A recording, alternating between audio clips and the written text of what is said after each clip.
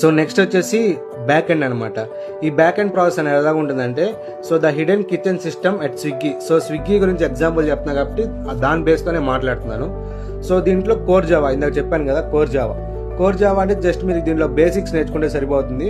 ఇది ఎలా బిల్డ్ చేస్తుంది అంటే లాగిన్ ప్రాసెస్ని హ్యాండిల్ చేయడానికి ఈ కోర్ జావా అనేది ఓకే అవుతుంది. Like handles the request fine biryani restaurants near you. So నీ దగ్గరలో ఉన్న రెస్టారెంట్స్ని హ్యాండిల్ చేసేదానికి కోర్ జావా అనేది ఉపయోగిస్తారనమాట. సో నెక్స్ట్ వచ్చేసి advanced Java. So advanced Java అనేది ఏంది, దీంట్లో JDBCs ఉంటాయి, థ్రెడ్డింగ్స్ ఉంటాయి, లైక్ మల్టిపుల్ ఆర్డర్స్ని ప్రాసెస్ చేసేదానికి ఈ అడ్వాన్స్ జావా అనేది ఉపయోగిస్తాం.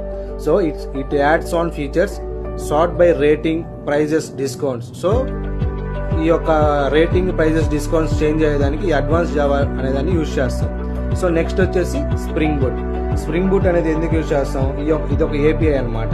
సో ఇది ఎలాగా వర్క్ అవుతుందంటే, స్ప్రింగ్ బోర్డ్తో బ్యాక్ అండ్ రెస్ట్ APIs ని క్రియేట్ చేస్తాం. Like create APIs like get restaurant, మీ దగ్గర ఉన్న రెస్టారెంట్ ఆర్డర్ ప్లేస్ చేసేదానికి యాప్ కాల్స్ చేస్తాం.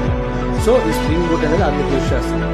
నెక్స్ట్ స్ప్రింగ్ సెక్యూరిటీ అంటే ఇది ఒక ప్రొటెక్షన్ లాగా పనిచేస్తుంది అనమాట. ప్రొటెక్షన్ అంటే లాగిన్ అండ్ పర్మిషన్స్ ని మేనేజ్ చేయడం. Like make sures only you can login to your account. నువ్వు లాగిన్ చేసుకొని నీ డీటెయిల్స్తో నువ్వు ఆర్డర్ చేసుకోవాలన్నమాట.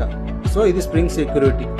Next main important database. ఈ డేటాబేసెస్ అనేది MySQL, PostgreSQL రెండు ఉంటాయి.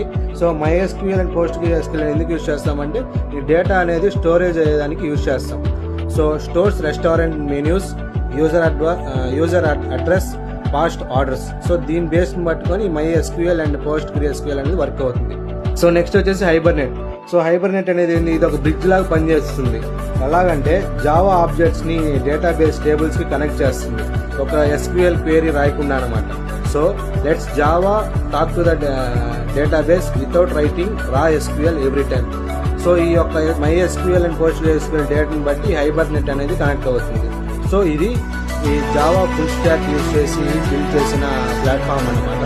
సో మీరు కానీ ఈ జావా ఫుల్ స్టాక్ నేర్చుకుంటే ఇట్లా మీరు కూడా ఏదో ఒక యాప్ బిల్డ్ చేసుకోవచ్చు.